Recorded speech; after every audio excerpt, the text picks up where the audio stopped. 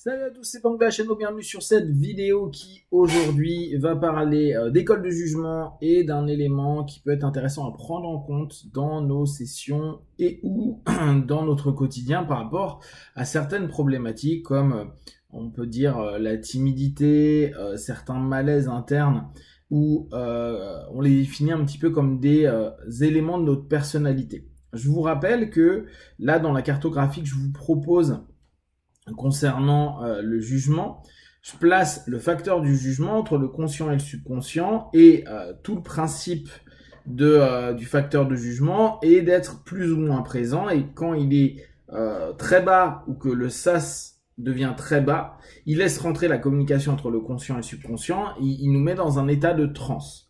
La transe est donc cette communication entre les deux ou ce monologue entre l'un et l'autre.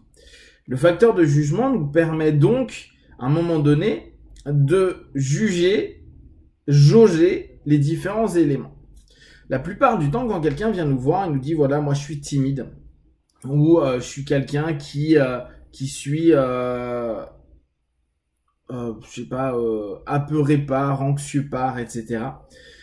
On va avoir l'habitude de se dire bon bah il y a quelque chose dans le subconscient qui est dissonant, donc on va aller travailler avec au travers de questionnements ou au travers de suggestions, et on met notre partenaire dans une forme de transe pour permettre de diminuer le facteur de jugement et de proposer des suggestions. Un des points qui me semble intéressant à aller réfléchir, ou en tout cas si vous préférez appliquer sur vos partenaires, c'est peut-être prendre conscience que justement c'est pas nécessairement que, je dis pas qu'il y a pas, mais ce n'est pas nécessairement que la problématique du subconscient qui est à traiter, c'est également l'incapacité de notre partenaire à rester dans un facteur de jugement suffisamment élevé pour que la transe d'autosuggestion ne prenne pas le pas sur lui-même dans des cas et des situations. Je suis timide. Le je suis timide, c'est une situation qui va faire qu'on est timide. À un moment T, quand parfois vous connaissez la personne, quand vous l'interviewez ou même quand il est en cabinet avec vous, à ce moment-là, la personne elle n'est pas timide. La personne elle vous parle normalement. Et après, elle va vous dire non mais je suis timide dans tel ou tel cas, je suis agressif dans tel ou tel cas, je suis apeuré dans tel ou tel cas, etc., etc. Ce qui est intéressant, on peut même rajouter les personnes qui disent je suis pas une personne qui a confiance en moi ou je suis laid, je suis pas beau, etc., etc. Or, quand on commence à leur redonner en cabinet ou quand on est en train de parler avec un ami, lui redonner la possibilité de cadrer leur jugement et de regarder objectivement à un moment T, sachant que l'objectivité elle est toujours relative, mais se dire ok, là tu vas me dire que tu es timide ici et maintenant. Non, là je suis pas timide, mais dans des situations quand je connais personne, je suis timide. D'accord, donc en gros, tu n'es pas timide, mais tu es timide dans certaines situations. Oui, d'accord. Donc qu'est-ce qui peut te définir en fait que tu es réellement timide, sachant que peut-être 60% de ta vie, tu l'es pas. Ça paraît anodin. On va se dire bah oui, c'est un recadrage. Bien sûr que c'est un recadrage. L'important du recadrage, c'est de permettre à notre partenaire à ce moment-là de sortir de son auto-expression de lui-même au travers de l'autosuggestion et de la transe dans laquelle il se met en place. Quand il y a certains types de personnes, je me mets en transe, donc je suis incapable d'être en facteur de jugement, et je me suggestionne moi-même à me dire oula, je suis dans une situation qui est un peu compliquée, que j'ai du mal à gérer, donc je vais être dans un processus subconscient qui répond, dans un processus où je vais me mettre en posture basse ou en retrait, etc. Je vais pas parler, je vais être mal à l'aise, etc. Donc, cette notion-là, elle arrive parce qu'on rentre en transe. Et si on rentre en transe, c'est parce que notre facteur de jugement n'est pas assez fort pour rester présent. Le facteur de jugement ne veut pas dire simplement que conscientiser quelque chose, être conscient d'eux. Le facteur de jugement est une barrière, un lien également entre le conscient et le subconscient. Il va simplement sélectionner et permettre à certains moments que certaines informations du subconscient puissent parvenir au conscient, ou inversement, que le conscient puisse proposer des éléments au subconscient.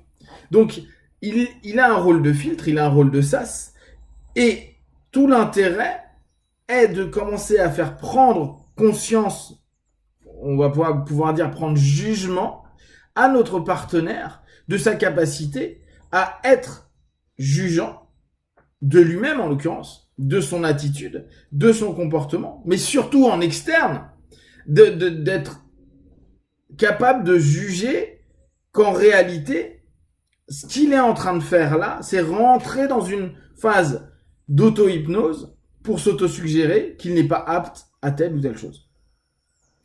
Ça paraît anodin comme principe. Pour autant, ça change le modèle qu'on peut avoir en hypnose.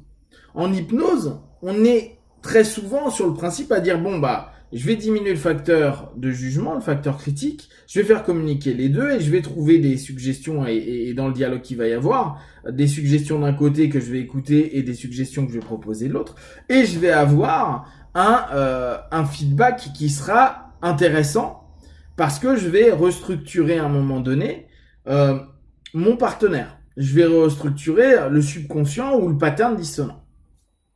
Là, je vais à l'encontre de ça. Je vais plutôt dire, on va enseigner à notre partenaire à rester le plus possible dans du jugement et dans la capacité à éviter ce dialogue, ce pattern de dialogue qui se remet en phase à chaque fois qu'il se retrouve dans telle ou telle situation, en lui permettant non pas d'avoir un autre type d'autosuggestion, qui peut être une des solutions qu'on amène en hypnose. Au contraire, être dans un élément à se dire, je ne dois pas rentrer dans cette transe. Je ne dois pas automatiser ce pattern-là, ou en tout cas, je dois brouiller un petit peu l'automatisme de mon pattern pour avoir un pas de recul et ne pas subir le travail ou la suggestion du subconscient vers le conscient et la réponse du conscient vers le subconscient. C'est vrai, je suis timide, donc en fait c'est normal que je parle moins, je sois ceci, je sois cela. Pensez les sessions avec cette notion à se dire, le jugement est un élément qui est positif dans notre travail perso et dans le travail qu'on peut proposer avec nos partenaires. Ça va nous rajouter un outil possible. Dans l'hypnose, c'est quelque chose qu'on met de côté parce qu'on veut mettre les gens en transe. Sauf que n'oubliez pas, c'est pas parce que notre partenaire est en transe, qu'on a diminué le facteur de jugement et qu'on a créé le lien entre le conscient et le subconscient, que à ce moment-là, l'ensemble des suggestions qu'on va proposer vont être validées dans la transe du partenaire, c'est-à-dire dans le dialogue. Ça se trouve, un moment ou un autre, et ça nous on s'en rend pas compte, il y a eu une autre suggestion ou une compréhension de notre suggestion. On sait très bien, on distord énormément l'information, qui va faire qu'il se met en mode auto-suggestif par rapport à quelque chose que vous avez dit initialement, distorsion et nouvelle suggestion, autosuggestion, qui peut continuer à valider l'ancien process qui, pour lui, à un moment donné, était dissonant. Donc, quand on commence à voir qu'il y a des trans fermés et des trans qui ne sont pas exploitables, l'utilisation et la possibilité, au contraire, d'offrir à notre partenaire de justement ne plus être dans une transe qui est dissonante et refaire venir cette notion de jugement, et là vous allez utiliser bien sûr le conscient, vous allez poser des questions vers une capacité à se juger et à se jauger à un moment T, va nous permettre d'éviter d'aller trop dans une transe qui peut être dissonante. Je dis pas qu'on ne rentrera pas en transe parce qu'il y aura quand même des questions en interne, etc.